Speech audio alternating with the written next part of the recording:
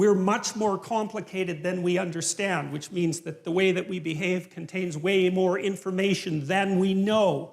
And part of the dream that surrounds our articulated knowledge has been extracted as a consequence of us watching each other behave and telling stories about it for thousands and thousands and thousands of years, extracting out patterns of behavior that characterize humanity and trying to represent them partly through imitation, but also through drama and mythology and literature and art and all of that to represent what we're like so that we can understand what we're like. And that process of understanding is what I see unfolding, at least in part, in the biblical stories. And it's halting and partial and awkward and contradictory and all of that, which is one of the things that makes the book so complex. But I see in it the struggle of humanity to rise above its animal forebears, say, and to become conscious of what it means to be human.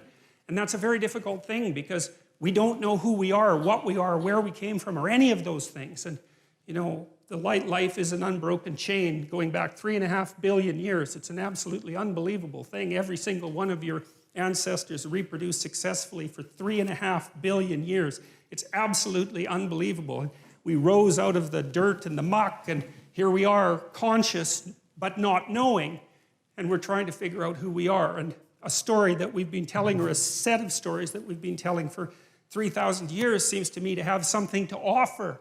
And so when I look at the stories in the Bible, I do it, I would say, in some sense, with a beginner's mind. It's a mystery, this book, how the hell it was made, why we preserved it, how it happened to motivate an entire culture for 2,000 years and to transform the world. Like, what's going on? How did that happen? It's by no means obvious, and one of the things that bothers me about casual critics of religion is that they don't take the phenomena seriously, and it's a serious phenomena. I mean, not least because people have the capacity for religious experience, and no one knows why that is. And I mean, you can induce it reliably in all sorts of different ways. You can do it with brain stimulation. You can certainly do it with drugs. There's especially the psychedelic variety. They produce intimations of the divine extraordinarily regularly. People have been using drugs like that for God only knows how long, 50,000 years, maybe more than that, to produce some sort of intimate union with the divine. It's like, we don't understand any of that when we discovered the psychedelics in the late 60s. It shocked everybody so badly that they were instantly made illegal and abandoned in terms of research for like 50 years. And it's no wonder, because who the hell expected that? Nobody.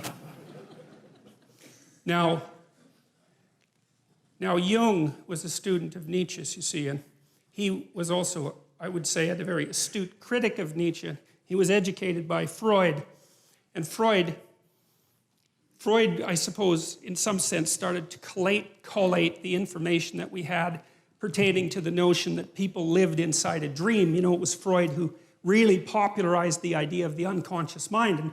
And we take this for granted to such a degree today that we don't understand how revolutionary the idea was. Like what's happened with Freud is that we've taken all the marrow out of his bones, so to speak, and left the husk behind. And you know, now when we think about Freud, we just think about the husk because that's everything that's been discarded. But so much of what he discovered is part of our popular conception now, including the idea that your perceptions and your actions and your thoughts are all, what would you say, informed and shaped by unconscious motivations that are not part of your voluntary control. And that's a very, very strange thing. It's one of the most unsettling things about the psychoanalytic theories, because the psychoanalytic theories are something like, you're a loose collection of living sub-personalities, each with its own set of motivations and perceptions and emotions and rationales, all of that.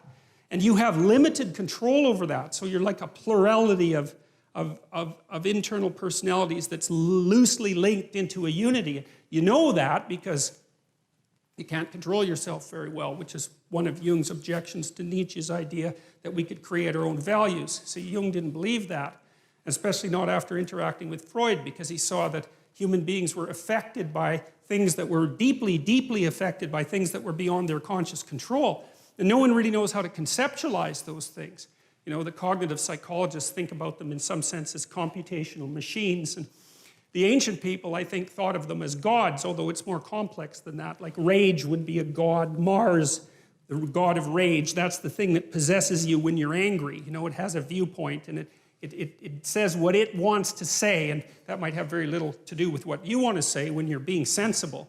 And it doesn't just inhabit you, it inhabits everyone, and it lives forever, and it even inhabits animals. And so it's this transcendent psychological entity that inhabits the body politic like a thought inhabits the brain. That's one way of thinking about it. It's a very strange way of thinking, but it certainly has its merits. And those things, well, in some sense, those are deities, although it's not that simple.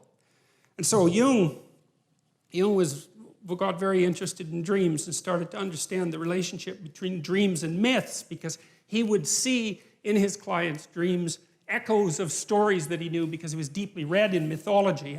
And then he started to believe that the dream was the birthplace of the myth, and that there was a continual interaction between the two processes, the dream and the story, and storytelling. And, well, you know, you tend to tell your dreams as stories when you remember them. And some people remember dreams all the time, like 2 or 3 a night. I've had clients like that, and they often have archetypal dreams that have very clear mythological structures. I think that's more the case with people who are creative, by the way, especially if they're a bit unstable at the time, because the dream tends to occupy the space of uncertainty and to concentrate on fleshing out the unknown reality before you get a real grip on it. So it's like the dream is the birthplace of thinking. That's a good way of thinking about it. And so because it's the birthplace of thinking, it's not that clear. It's doing its best to formulate something.